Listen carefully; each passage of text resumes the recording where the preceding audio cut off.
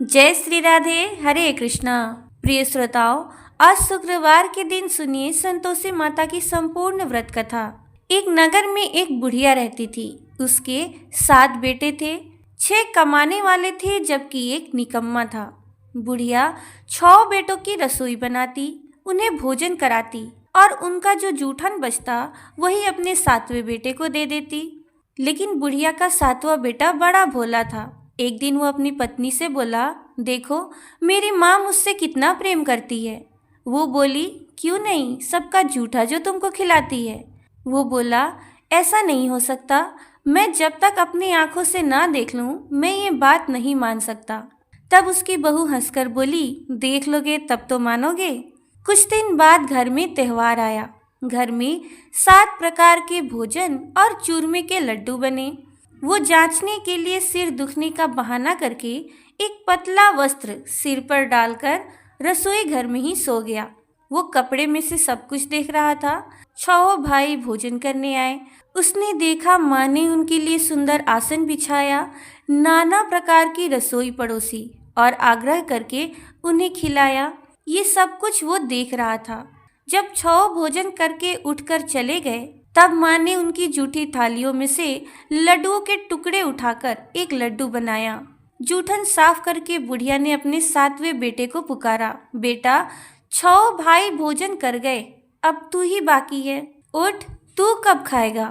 वो कहने लगा, माँ मुझे भोजन नहीं करना, मैं अब परदेश जा रहा हूँ।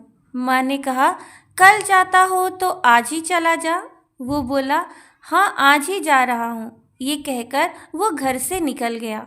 चलते समय उसे अपनी पत्नी की याद आ गई। वो गौशाला में कंडे थाप रही थी। वहां जाकर वो बोला, हम जावे परदेस आवेंगे कछुकाल, तुम रहियो संतोष से धर्म आपनो पाल। उसकी पत्नी बोली, जाओ पिया आनंद से हमारो सोच हटाए, राम भरोसे हम रहे ईश्वर तुम्हें सहाय। 2 निशानी आपनो देख धरू में धीर, सुधीमती हमारे बिसारियो रखियो मन गंभीर।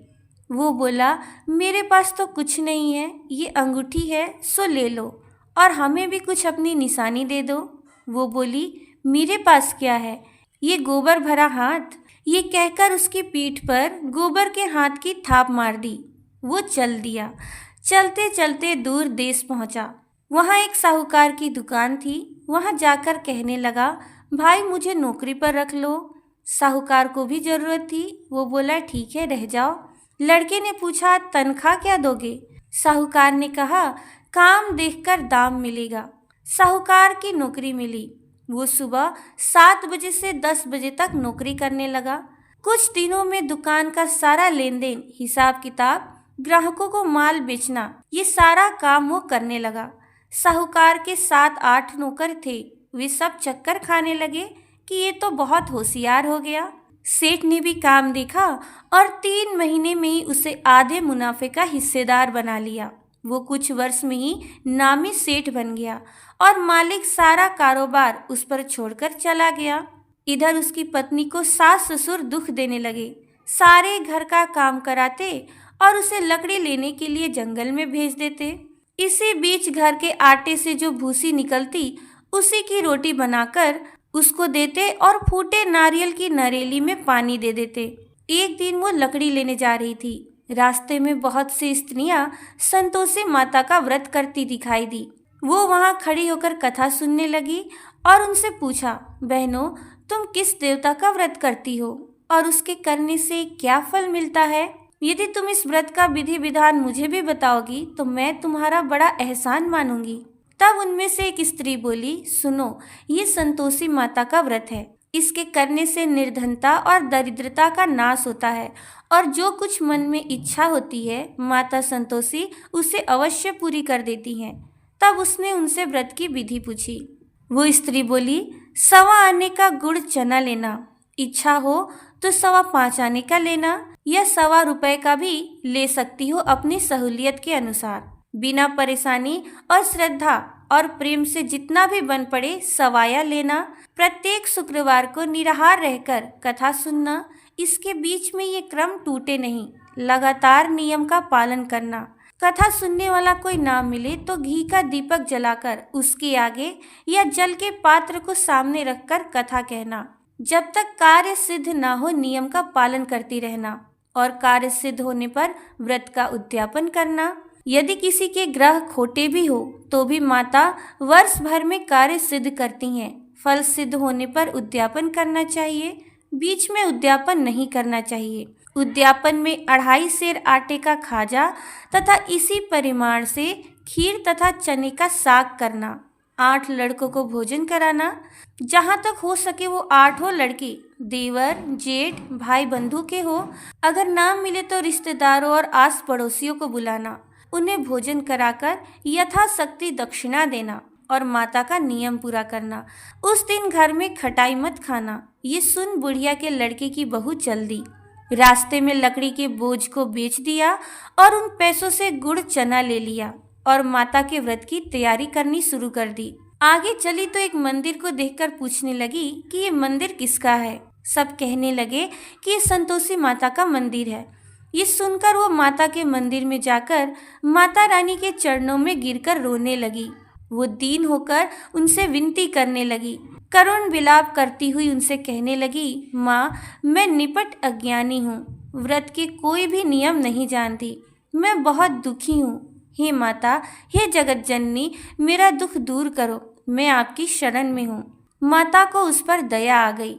अभी एक शुक्रवार ही बीता था कि दूसरे शुक्रवार को उसके पति का पत्र आया और तीसरे शुक्रवार को उसका भेजा हुआ पैसा आ पहुंचा। ये देख जेठ जेठानी मुंह सिकोड़ने लगे। लड़के ताने देने लगे कि काकी के पास पत्र आने लगे, रुपया आने लगा, अब तो काकी की खातिर बढ़ेगी। बेचारी विनम्रता से कहती, भैया, कागज आवे रुपया आवे, हम सबके लिए अच्छा है। ऐसा कहकर आंखों में आंसू भरकर संतोषी माता के मंदिर में जा पहुंची और माता के चरणों में गिरकर कहने लगी, माँ, मैंने तुमसे पैसा कब मांगा है? मुझे पैसे से क्या काम है? मुझे तो अपना सुहाग चाहिए। मैं तो अपने स्वामी को देखना चाहती हूँ माता। तब माता ने प्रसन्न होकर कहा, जा बेटी, तेरा स्वामी आएगा। माता की ये बात सुनकर वो खुशी से बावली होकर घर में जाकर काम करने लगी। लेकिन माता संतोषी अब विचार करने लगी कि इस भोली पुत्री को मैंने कह तो दिया कि तेरा पति आएगा, लेकिन कैसे? वो तो इसे स्वप्न में भी याद नहीं करता। उसे याद दिलाने के लिए अब तो मुझे ही कुछ करना पड़ेगा।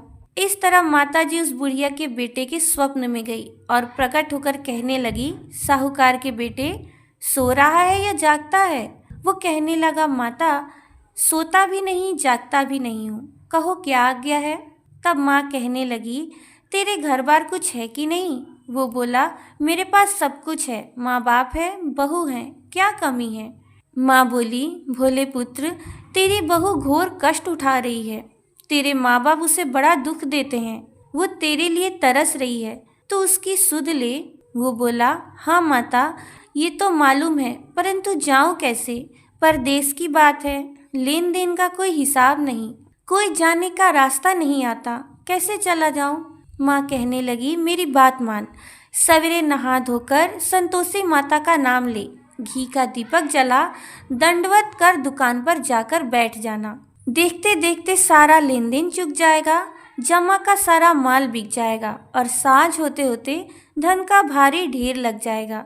अब स्वप्न में माता रानी की कही ये बात मानकर वो नहा धोकर संतोषी माता को दंडवत प्रणाम करके घी का दीपक जलाकर दुकान पर बैठ गया।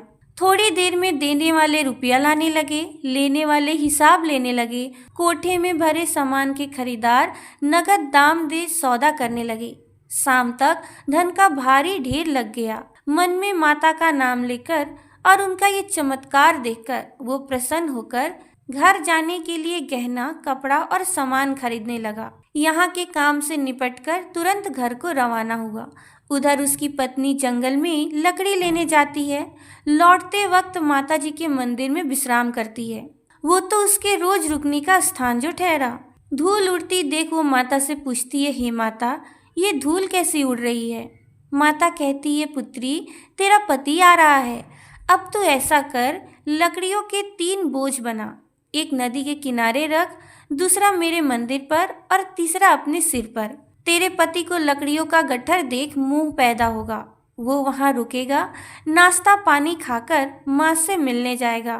तब तू लकड़ियों का बोझ उठाकर जाना और चौक में गट्ठर डालकर जोर से आवाज लगाना, लो सासू जी लकड़ियों का गट्ठर लो, भूसी की रोटी दो, नारियल के खोपड़े में पानी दो, आज मेहमान कौन आया है। माताजी की बात सुनकर प्रसन्न मन से उसने लकड़ियों के 3 गट्ठर बनाए। एक नदी के किनारे रखा, एक माताजी के मंदिर पर रखा।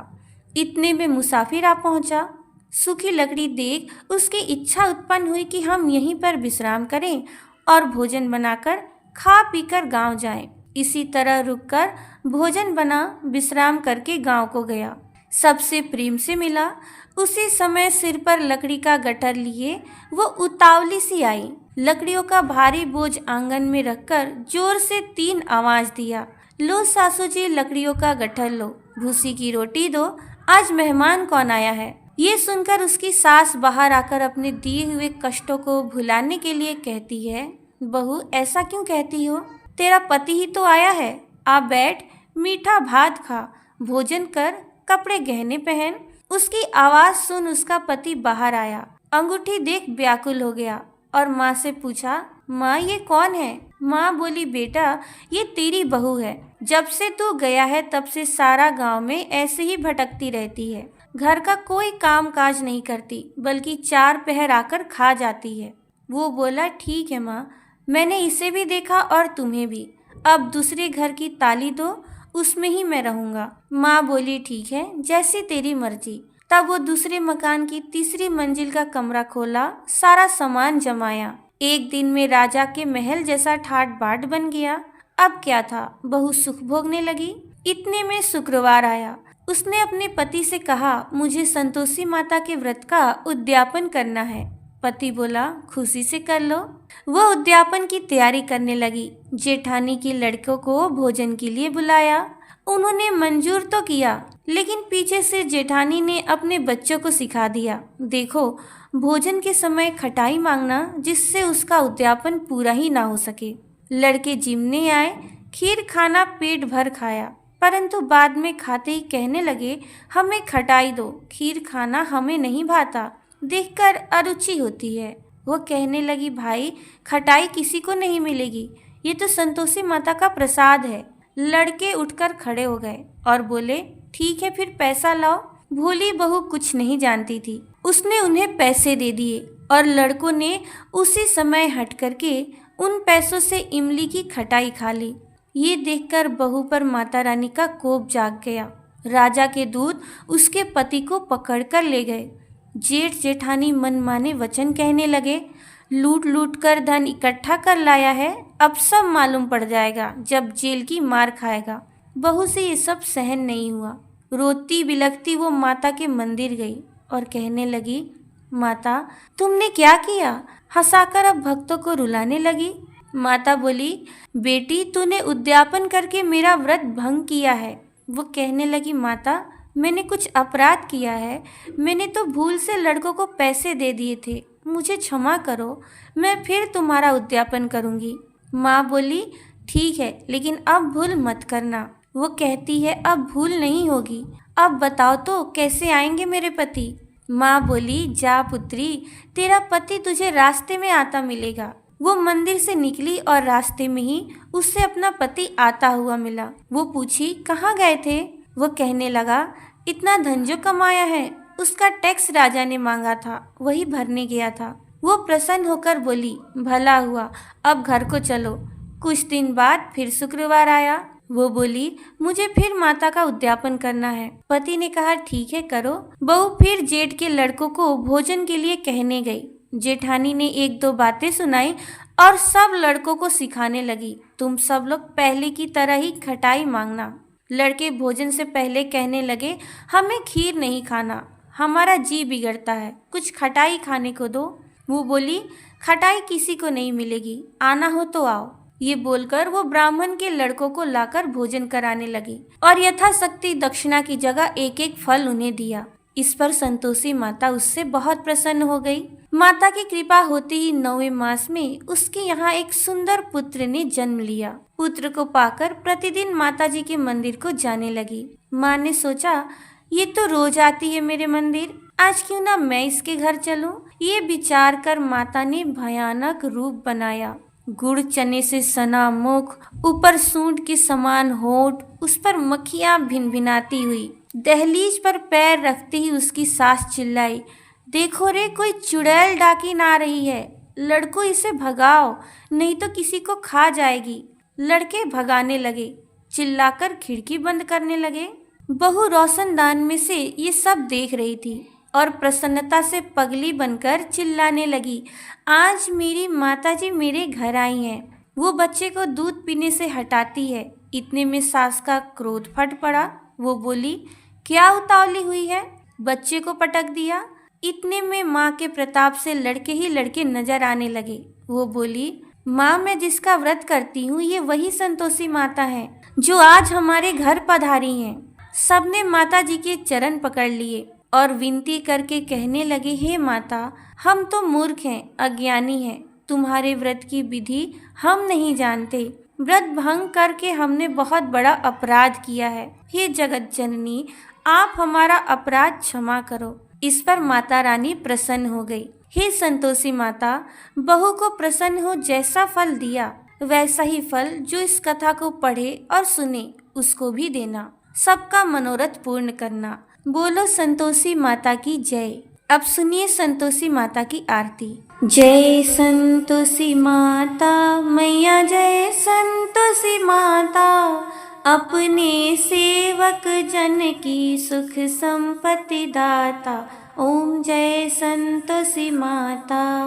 सुंदर चीर सुनहरी माँ धारण कीन्हो, हीरा पन्ना दमके तन श्रृंगार लीन्हो। ओम जय संतोषी माता। गिरु लाल छटा छवि वदन कमल सोहे, मंद हसत करुणामयी त्रिभुवन जन मोहे। ओम जय संतोषी माता। स्वर्ण सिंहासन बैठी चंवर दुरे प्यारे, धूप दीप मधुमेवा भोज धरे न्यारे। ओम जय संतोषी माता। गुड़ अरुचना परम प्रियताम संतोष कियो, संतोषी कहलाई भक्तन वैभव दियो। ओम जय संतोषी माता। शुक्रवार प्रिय मानत आज दिवस सोही, भक्त मंडली छाई कथा सुनत मोही। ओम जय संतोषी माता। मंदिर जगमग ज्योति मंगल ध्वनि छाई, विनय करे हम सेवक चरणन सिर नाई। ओम जय संतोषी माता। भक्ति भावमय पूजा अंगीकृत की जय, जो मन बसे हमारे इच्छित फल दीजे। ओम जय संतोषी माता। दुखी दरिद्री रोगी संकट मुक्त किए, बहुधन धान्य भरे घर सुख सौभाग्य दिए। ओम जय संतोषी माता। ध्यान धरे जो तेरा वांछित फल पायो, पूजा कथा श्रवण कर घर आनंद आयो। ओम जय संतोषी माता। चरण गहे की लज्जा रखियो जगदम्बे, संकट तू ही निवारे दयामयी अम्बे। ओम जय संतोषी माता। संतोषी माता की आरती जो कोई जन गावे, रिद्धि सिद्धि सुख संपत्ति जी भर के पावे। ओम जय संतोषी माता। जय संतोषी माता मैया, जय संतोषी माता, अपने सेवक जन की सुख संपत्ति दाता। ओम जय संतोषी माता।